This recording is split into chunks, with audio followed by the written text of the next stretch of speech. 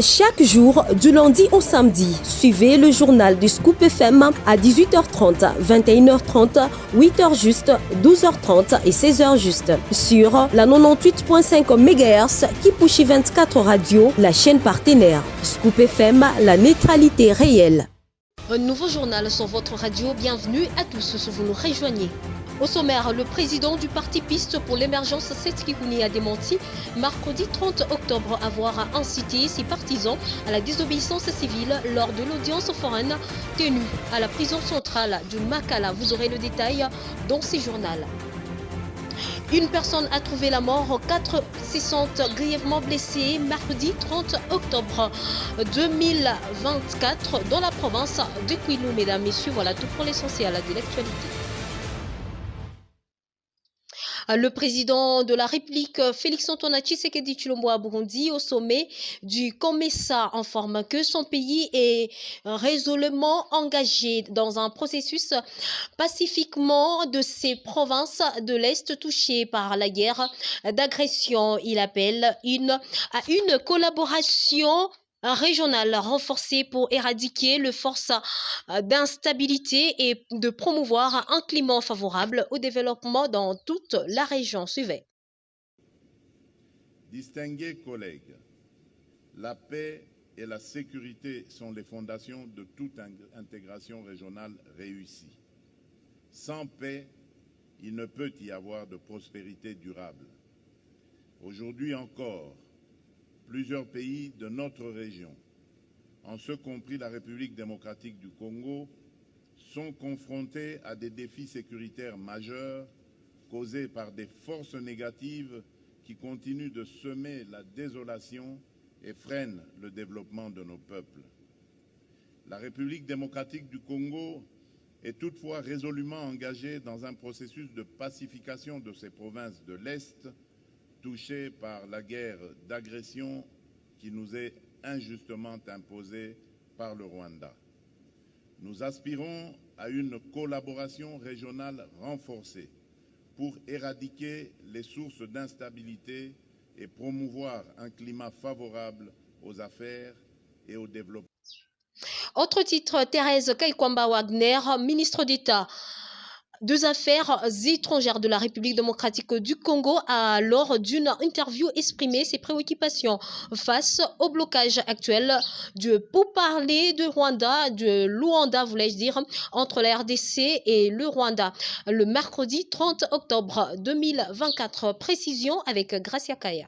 Elle a dénoncé la posture du régime rwandais, affirmant qu'il a atteint un point de non-retour dans ses actions criminelles et qu'il continue de recourir à la terreur pour éviter de rendre des comptes. Le régime de Kigali a clairement dépassé un seul critique dans ses actes et cela ne fait aucun doute pour ceux qui suivent de près la situation, a déclaré Madame Kaikwamba. Elle a souligné que l'attitude belliqueuse et expansionniste du Rwanda complique les efforts des pays dans la région, remettant en question l'efficacité des pourparlers de Luanda qui ont été soutenus par plusieurs acteurs internationaux et régionaux. La ministre a qualifié le gouvernement de Paul Kagame de mauvaise foi, s'interrogeant sur la possibilité d'une issue positive à des négociations alors que le Rwanda continue ses agressions. Thérèse Kaikwamba a également appelé la communauté internationale à jouer un rôle plus actif dans la recherche des solutions durables à la crise. Elle a insisté sur la nécessité d'une pression accrue sur le Rwanda pour qu'il mette fin à ces violations des droits de l'homme et respecte la souveraineté de la RDC. La dernière descente de la vice-ministre de l'Intérieur, Eugénie Tshilakamba,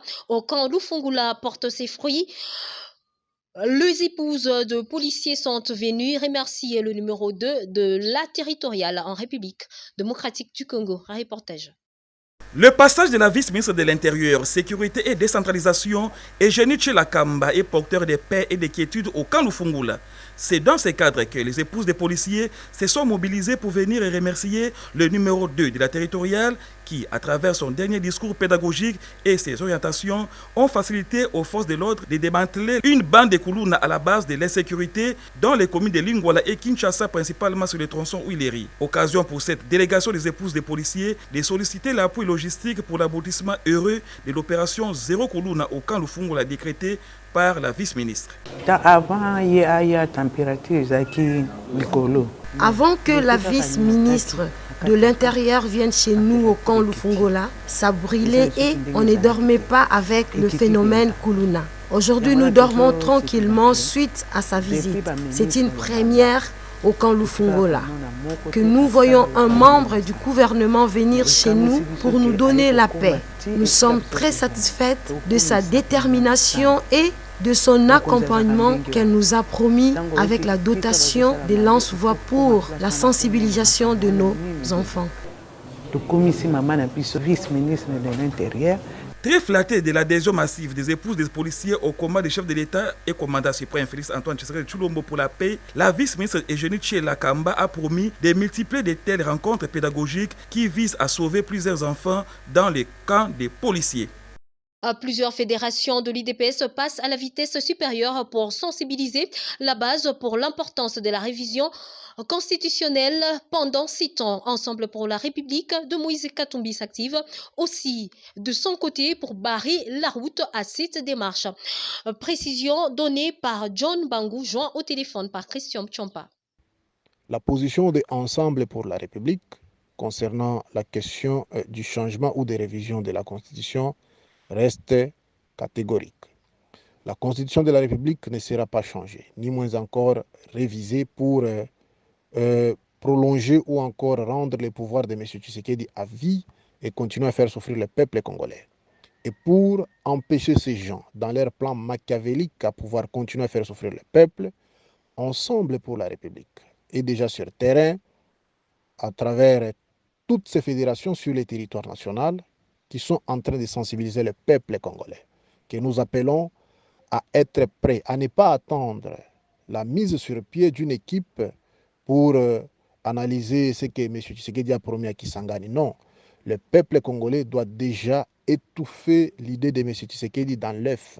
Et c'est pourquoi ici, nous sommes déjà en pleine sensibilisation. Même quand je vous parle ici, je suis sur terrain encore avec mes compatriotes congolais où nous parlons des stratégies pour empêcher M. Tshisekedi et son parti IDPS de pouvoir confisquer la République au peuple et faire souffrir le peuple congolais. Ceux qui pensent qu'il n'y aura rien se trompent. Comme M. Tshisekedi a dit, Oekoya Eya, il verra ce qui va arriver, comme Moïse Katumbi l'a dit, qui vivra verra. Et c'est le peuple qui va se prendre en charge. Si Tshisekedi ne fait pas attention, il va finir par regretter. Parce que plus puissant que le peuple n'existe pas et n'existera jamais. Le peuple est déterminé et lequel peuple que nous appelons d'être prêt pour déjà barrer la route à ces projets qui vont dans le sens de faire souffrir le peuple et de rendre un monsieur empereur de la République, chose qui ne passera jamais dans ce pays. Par le tribunal de paix de Kinshasa à la prison centrale de Makala, le président du parti politique Piste pour l'émergence, Seth Kikouni, a nié avoir incité ses partisans à la désobéissance civile lors d'une conférence tenue dans la ville de Lubumbashi lors de son récent séjour dans la province du Haut-Katanga. Je vous prie d'écouter le président du parti Piste, Seth Kikouni, dans cet extrait choisi par votre rédaction. Monsieur le Président, je suis président national d'un parti politique de l'opposition. Le cadre de concertation des forces politiques et sociales est un cadre de concertation de l'opposition. Je parlais en tant qu'opposant. Et en plus de cela, je parlais des discours lorsque nous sommes allés à Lubumbashi. Pourquoi j'ai dit que les politiciens tiennent des discours? C'est parce que le peuple est confronté à plusieurs défis. Nos militants, nos cadres et la population en général. Il dort, il se réveille, le pain coûtait 100 francs. Hier, aujourd'hui, il coûte 400 francs. Il dort, il se réveille, le dollar était à 1200. Aujourd'hui, il coûte 2800 francs congolais. Mais ils ont besoin de réponses. Ils posent la question à qui? À leur leader. Je suis président d'un parti politique. Nous avons des cadres, des militants. Et tous les Congolais ne sont pas membres de l'Union sacrée. Nous apportons des réponses à ces genres de questions. J'ai tenu mon discours et j'ai parlé en tant qu'opposant. Oui, pour le rédacteur, c'est ça. On veut que vous puissiez, il faut nous répondre clairement pour que le défi puisse acter. Le régime, le prédateur, vous faisiez allusion à quoi et à qui? C'est un peu ça. Comment vous êtes opposant, c'est normal. Oui, la UG était fait à quoi?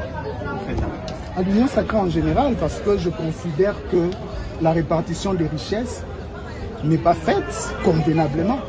Je l'ai même dit dans mon discours, quelque part, parce que c'est un discours de 8 minutes. J'ai dit que le Grand Katanga produit. Et j'ai posé la question, qu'est-ce que vous savez ce que cela veut dire? Cela veut dire que les enfants qui dorment à la Belle Étoile à Kwilu, les enfants qui étudient même le sol à Mbandaka, les militaires qui se battent au front dans l'Est de la République, dépendent et prient pour l'abondance du Grand Katanga. Je parlais de la répartition des richesses, que c'est une interpellation que moi, que je considère en tant qu'opposant, elle n'est pas faite de façon convenable et équitable. Ok. Et puis, une personne a trouvé la mort. 4 autres se sont grièvement blessés mercredi 30 octobre 2024 dans la province de Kwilu. C'est la conséquence d'une pluie diluvienne qui a arrosé cette partie de la République démocratique du Congo. Joyce Kalenga nous en dit plus. Ces victimes sont toutes des enfants d'une même famille. Le 5 enfant s'est trouvé chez le voisin. Lorsqu'il pleuvait ce mercredi, une grande foudre est tombée, tuant un enfant sur place et blessant les 4 autres. D'autres personnes qui étaient dans la même maison sont sorties saines et sauves, témoigne Rifin Koulessa, enseignant à l'Institut Kikongo. Ces derniers ont invité les parents à prendre leurs responsabilités pour bien surveiller leurs enfants, surtout en ce moment où des pluies diluviennes se multiplient. Un jour avant, ce mardi 29 octobre 2024, une pluie diluvienne a causé des dégâts considérables, cette fois-ci dans les secteurs de Kobo, toujours dans le territoire de Ngungu. La pluie d'hier a détruit 25 maisons d'habitation et une école secondaire. C'était précisément au village Kisonga, situé dans le secteur de Kobo, à plus de 70 km de Kukwit, a indiqué Emmanuel Manovele, un des cadres de la société civile au territoire de Ngungu. Notons que selon lui, toutes les familles victimes vivent à la Belle Étoile et sollicitent une assistance auprès de l'État. C'était le journal de la rédaction. Merci à tous de l'avoir suivi. Merci également à Steve Micha pour sa réalisation technique. Quant à moi, je vous retrouve demain avec la même détermination.